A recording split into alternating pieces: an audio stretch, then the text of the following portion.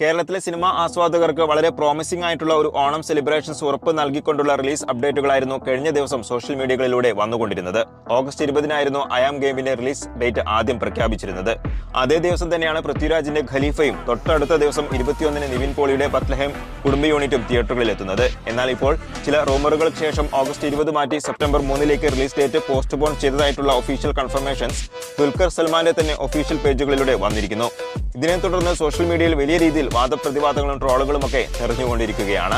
ഇതിന്റെ പ്രധാന കാരണങ്ങളിലൊന്ന് ഖലീഫയെ പേടിച്ചുകൊണ്ടാണ് എന്നും പറഞ്ഞുകൊണ്ട് സോഷ്യൽ മീഡിയകളിൽ ഇപ്പോൾ വലിയ രീതിയിൽ കളിയാക്കലുകളും ട്രോളുകളും നിറയുകയാണ്. പക്ഷെ നമ്മളിവിടെ മറന്നു പോകുന്ന ഒരു കാര്യമുണ്ട്. ദുൽഖർ എന്ന ആക്ടറെ മാത്രമേ നമ്മൾക്കറിയൂ. DQ എന്ന ബിസിനസ്മാനെ നമ്മൾ പലപ്പോഴും മറന്നു പോകുന്നു.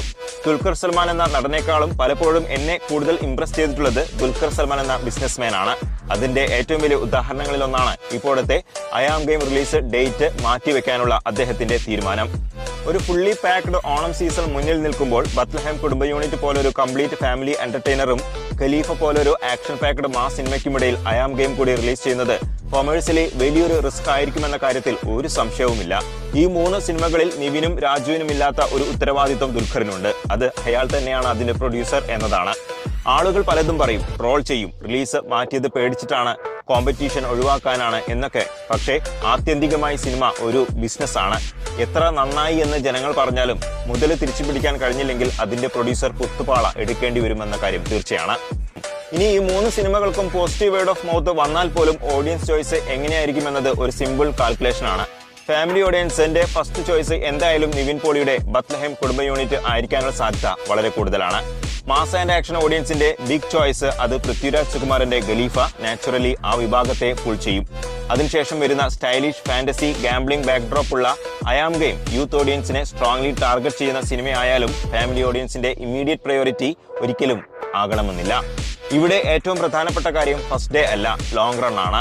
യൂത്ത് ഓഡിയൻസിന്റെ വലിയൊരു ഓപ്പണിംഗ് കിട്ടി FD തൂക്കുക എന്നത് ഒരു കാര്യം. പക്ഷേ 80 കോടി പോലൊരു വലിയ ബഡ്ജറ്റുള്ള സിനിമയെ സേഫ് സോണിലേക്ക് എത്തിക്കണമെങ്കിൽ അതിന് wide audience plus sustained theatrical run അത്യാവശ്യമാണ്. അതുകൊണ്ട് തന്നെ നേരിട്ട് കോമ്പറ്റീഷൻ കുറച്ച് സിനിമയ്ക്ക് സ്വന്തം സ്പേസ് നൽകുന്നത് ഒരു വീക്ക് ഡിസിഷൻ അല്ല, അതൊരു സ്മാർട്ട് ഡിസിഷൻ ആണ്. ഒരു ബിസിനസ്മാൻ എന്ന നിലയിൽ ദുൽഖർ എടുത്തത് ഇവിടെ ഒരു സെൻസിബിൾ ഡിസിഷൻ ആണ്. എനിക്ക് കോമ്പറ്റീഷൻ ഒഴിവാക്കേണ്ടതില്ല, പക്ഷേ എന്റെ സിനിമയ്ക്ക് ഏറ്റവും നല്ല സാഹചര്യം ഒരുക്കണം എന്നാണ് അദ്ദേഹം പറഞ്ഞത്.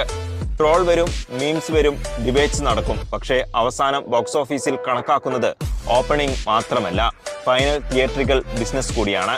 ഈ ഡിസിഷൻ ശരിക്കും വർക്കായാൽ റിലീസ് ഡേറ്റ് ചേഞ്ച് ചെയ്തത് ഒരു റീട്രീറ്റ് അല്ലെന്ന്, മറിച്ച് ഒരു കാൽക്കുലേറ്റഡ് സ്ട്രാറ്റജിക് മൂവ് ആയിരുന്നുവെന്ന് തീർച്ചയായിട്ടും തെളിയിക്കും. ഇനി ഔട്ട് ഓഫ് ദി ബോക്സ് ആയിട്ട് ഒരു കാര്യം പറയാം. എനിക്കിപ്പോഴും മനസ്സിലാകാത്ത ഒരു കാര്യമുണ്ട്.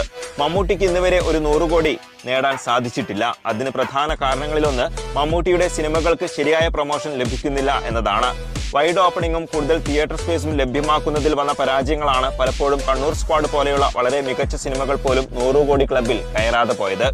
ദുൽഖറിനെ പോലെ അതിബുദ്ധിമാനായ ഒരു ബിസിനസ്മാൻ കൂടെ ഉണ്ടായിട്ടും എന്തുകൊണ്ടാണ് മമ്മൂട്ടി ഈ ഒരു ദൗത്യം തന്റെ സ്വന്തം മകനെ ഏൽപ്പിക്കാത്തത് എന്നത് ഇപ്പോഴും ഒരു ആശ്ചര്യമായി തന്നെ നിലനിൽക്കുന്നു.